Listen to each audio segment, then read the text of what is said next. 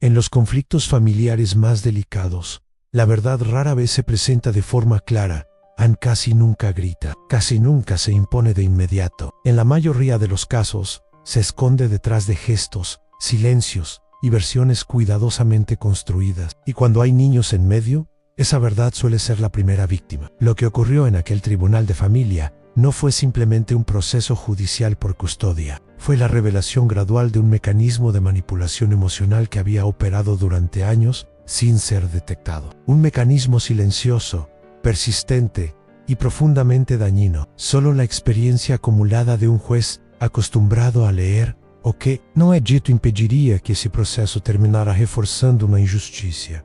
Este es el caso de Lara y Daniel, dos adultos que alguna vez compartieron una vida, dos padres enfrentados por una decisión que marcaría el futuro emocional de sus hijos, y dos menores atrapados en un conflicto que no comprendían por completo, pero cuyas consecuencias ya cargaban sobre los hombros. Laura y Daniel se divorciaron 3 años antes de llegar a ese tribunal. El proceso fue descrito oficialmente como tranquilo, sin disputas públicas ni acusaciones graves. Ambos aceptaron un régimen de custodia compartida, que al menos en los documentos, parecía equilibrado y razonable. Sin embargo, como ocurre en muchos casos, el papel no reflejaba la realidad emocional que se desarrollaba fuera de la vista de terceros. Durante los primeros meses posteriores al divorcio, la dinámica parecía estable. Los niños mantenían la misma escuela, los mismos horarios y un contacto regular con ambos padres. Desde el exterior, nada indicaba un problema. Pero los cambios más peligrosos en este tipo de situaciones no suelen manifestarse de forma abrupta, se infiltran lentamente. Daniel fue quien comenzó a notar las primeras señales. No se trataba de grandes rechazos, ni de escenas dramáticas. Eran cambios sutiles, miradas más distantes, respuestas más cortas, un afecto que parecía medido, contenido. Cada reencuentro con sus hijos se sentía un poco distinto al anterior, como si una barrera invisible se interpusiera entre ellos. Con el tiempo, esos cambios comenzaron a materializarse en comentarios repetidos. Frases que los niños pronunciaban sin enojo, sin emoción aparente, pero con una carga clara de juicio. Comentarios relacionados con el dinero, con la supuesta ausencia emocional del padre, con la idea de que la vida con él sería inferior o menos segura. Nada de eso surgía de experiencias directas, todo parecía aprendido. Daniel evitó confrontar a los niños, también evitó hablar mal de Laura, intentó reforzar la relación desde el afecto y la constancia, convencido de que la estabilidad emocional acabaría imponiéndose. Sin embargo, cada intento parecía ser neutralizado antes de tener efecto. Los niños regresaban de las estancias con su madre cada vez más distantes, más cautelosos, como si hubieran sido entrenados para observar y juzgar. Fue en ese contexto que Daniel buscó orientación legal, no con la intención inicial de modificar la custodia, sino para comprender qué estaba ocurriendo y cómo podía proteger a sus hijos sin exponerlos a un conflicto mayor.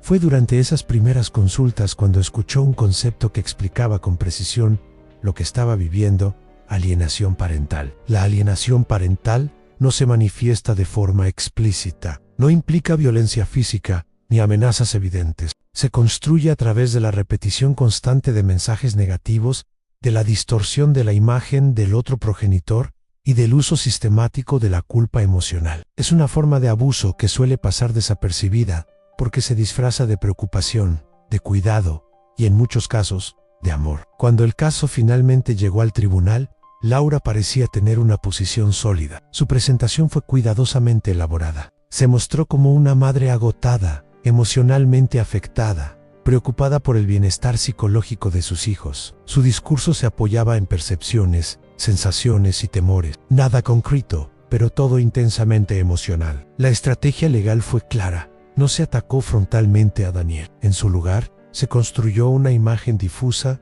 de inestabilidad. Se sugirió que su situación económica era irregular, que su presencia emocional era limitada y que los niños reaccionaban negativamente cuando estaban bajo su cuidado. Los relatos infantiles fueron utilizados como eje central del argumento. En los tribunales de familia, el testimonio de un menor tiene un peso considerable, y cuando ese testimonio parece espontáneo, suele ser difícil de cuestionar. Cada palabra pronunciada por los niños reforzaba la narrativa presentada por Laura, dejando a Daniel en una posición defensiva. El juez asignado al caso era el Dr. Almeida, un magistrado con más de 2 décadas de experiencia exclusiva en derecho de familia. A lo largo de su carrera, había observado innumerables disputas similares. Había aprendido que en este tipo de procesos, el verdadero conflicto rara vez se encuentra en los hechos declarados, sino en los patrones que se repiten. Durante toda la audiencia, el juez mantuvo una actitud contenida.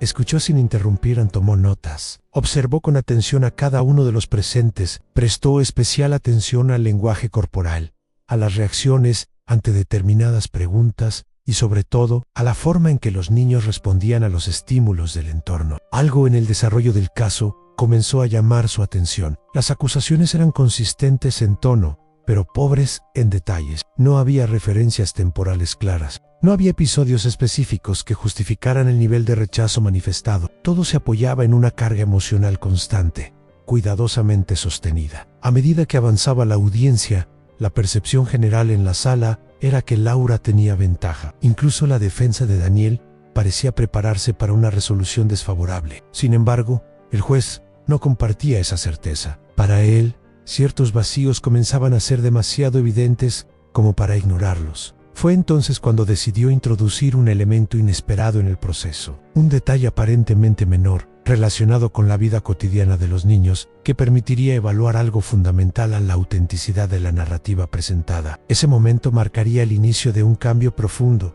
en el rumbo del caso. A decisão do juiz de aprofundar a análise não foi aleatória. En tribunales de familia, los detalles cotidianos suelen revelar más que las acusaciones grandilocuentes. Son esos pequeños aspectos de la convivencia los que permiten distinguir entre una percepción genuina y un relato construido. El juez Almeida sabía que, cuando un vínculo ha sido realmente dañado, las inconsistencias aparecen incluso en los gestos más simples. A partir de ese momento, la audiencia adoptó un ritmo distinto. Aunque externamente nada parecía haber cambiado, la atmósfera se volvió más tensa. El magistrado comenzó a observar con mayor detenimiento las reacciones de Laura ante cuestiones que escapaban al discurso preparado. No buscaba confrontación directa, buscaba quiebres en vacíos, en silencios que no encajaban con la narrativa dominante.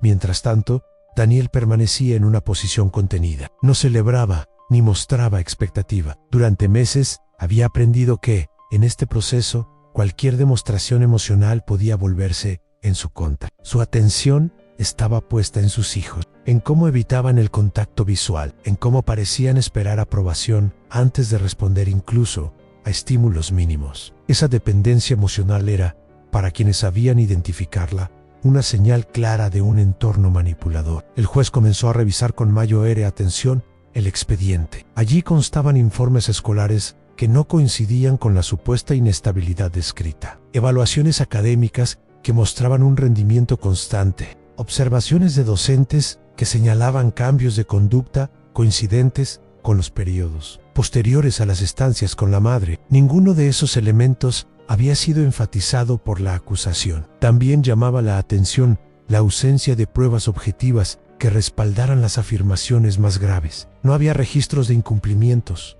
no había denuncias previas, no había informes psicológicos que indicaran negligencia por parte del padre. Todo descansaba, nuevamente, en percepciones y emociones transmitidas por terceros. En este punto del proceso, el juez ya había identificado un patrón familiar, un patrón que había observado en otros casos similares. Se trataba de una construcción progresiva de rechazo, alimentada por un discurso constante, repetido en privado, reforzado en pequeños gestos cotidianos y normalizado con el tiempo. La alienación parental rara vez se manifiesta de forma abrupta. Se instala lentamente hasta que el niño deja de distinguir entre su experiencia real y el relato impuesto. Fue en ese contexto que el juez decidió recurrir a una prueba adicional que había sido incorporada al expediente semanas antes. Una prueba que, hasta ese momento, no había sido expuesta públicamente durante la audiencia. Su inclusión no fue casual. Respondía a la necesidad de verificar si existía una discrepancia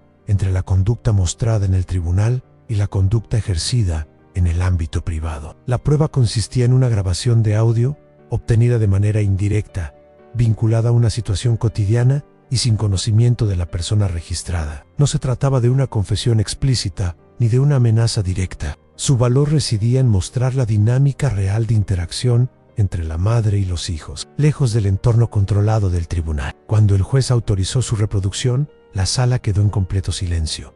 No hubo reacciones inmediatas, no hubo protestas formales que lograran interrumpir el procedimiento. La expectativa se instaló de forma casi involuntaria entre todos los presentes. El contenido del audio no revelaba gritos ni violencia abierta. Precisamente por eso resultaba tan perturbador. Mostraba una sucesión de instrucciones reiteradas, orientadas a moldear el discurso infantil. Indicaciones sobre qué decir, cómo decirlo y en qué contexto. Recomendaciones insistentes sobre la imagen que debía construirse del padre. Todo presentado como orientación, pero ejecutado con una frialdad incompatible, con una interacción espontánea. A medida que la grabación avanzaba, la narrativa presentada por Laura comenzaba a desmoronarse. La diferencia entre la imagen pública de madre preocupada y la conducta privada evidenciada en el audio era demasiado evidente para ser ignorada. El contraste resultaba aún más contundente por la ausencia de emociones genuinas en el registro. No había preocupación real, había control. El juez interrumpió la reproducción una vez que el objetivo probatorio fue alcanzado. No era necesario exponer más a lo esencial, ya había quedado claro. La grabación no dejaba lugar a interpretaciones alternativas razonables, confirmaba la existencia de una conducta sistemática de interferencia en el vínculo paterno-filial. En ese momento, la sala experimentó un cambio definitivo. La atención dejó de estar centrada en Daniel y se desplazó completamente hacia Laura en sus gestos. Hasta entonces controlados, comenzaron a evidenciar tensión. La postura corporal se volvió rígida, las expresiones emocionales perdieron coherencia. El juez, sin elevar el tono ni recurrir a gestos teatrales, comenzó a exponer su análisis. Señaló que la protección del interés superior del menor exige una evaluación objetiva de los hechos, más allá de las apariencias. Destacó que la manipulación emocional reiterada constituye una forma de maltrato psicológico, aun cuando se ejerza bajo el discurso del cuidado. También subrayó que el daño provocado por la alienación parental no siempre se manifiesta de inmediato. Sus efectos suelen aparecer a largo plazo, afectando la capacidad de los niños para establecer vínculos saludables, confiar en figuras de autoridad y desarrollar una identidad emocional estable. Para el juez Almeida, el caso ya había superado el umbral de la duda razonable. La evidencia presentada no solo desacreditaba la narrativa inicial, sino que obligaba al tribunal a intervenir de manera activa para interrumpir una dinámica que ponía en riesgo el bienestar emocional de los menores. A partir de ese momento, la audiencia dejó de ser un simple trámite legal y se transformó en un punto de inflexión. La decisión que estaba por tomarse no solo determinaría la custodia, sino que marcaría un precedente claro sobre los límites de lo tolerable en los conflictos familiares. El silencio volvió a dominar la sala.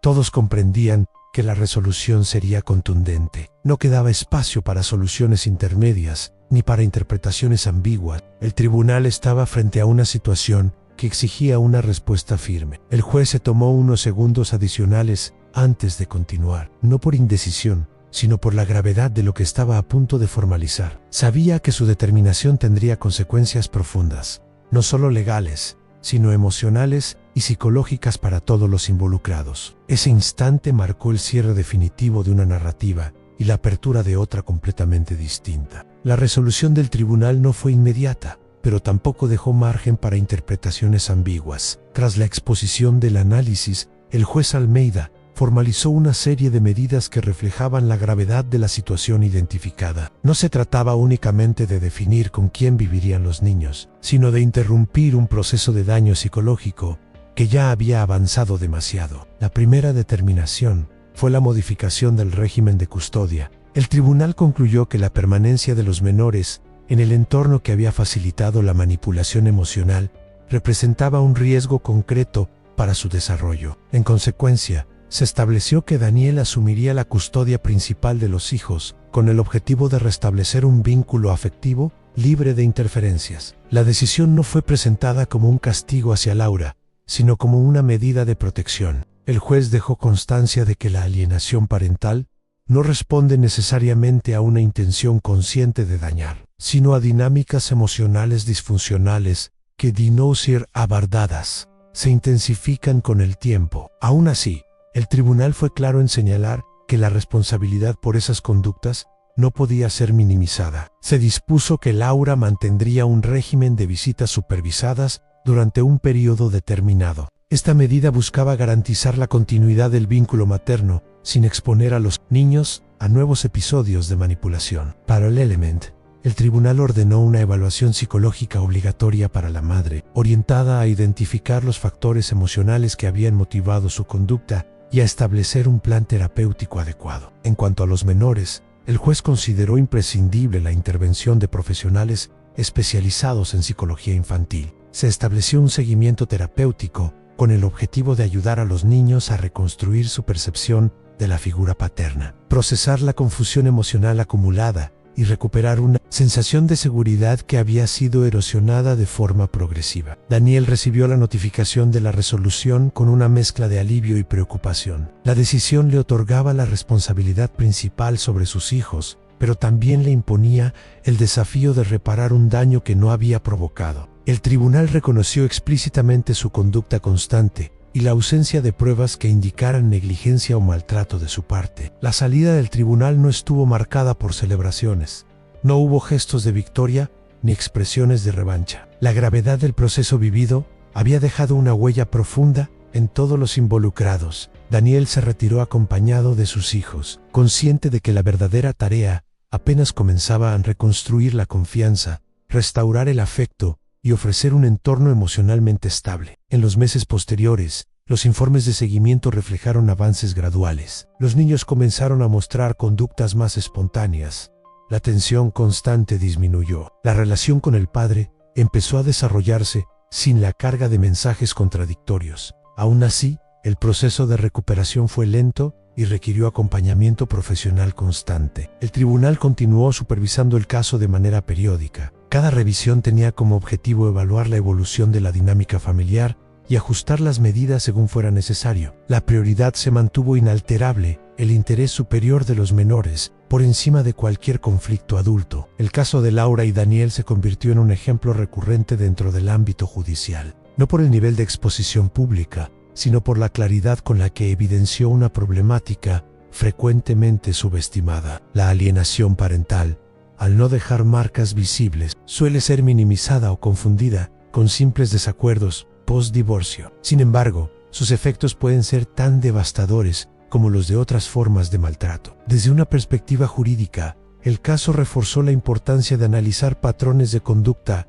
más allá de los testimonios emocionales. Desde una perspectiva humana, recordó que los niños no son herramientas ni extensiones de los conflictos adultos. Son individuos en formación, profundamente sensibles a los mensajes que reciben de las figuras que más aman. La reflexión que deja este proceso trasciende el ámbito legal. Obliga a cuestionar cuántas dinámicas similares se desarrollan sin intervención, cuántos vínculos se deterioran de forma irreversible antes de que alguien decida mirar más allá de la superficie. Obliga, también, a reconocer que la protección de la infancia requiere atención, formación y, en muchos casos, el valor de intervenir cuando el daño no es evidente. La justicia de familia no siempre ofrece finales absolutos ni soluciones inmediatas. En ocasiones su función principal es detener una trayectoria dañina y abrir la posibilidad de reconstrucción. En este caso, la intervención oportuna evitó que una manipulación silenciosa continuara definiendo el futuro emocional de dos niños. Historias como esta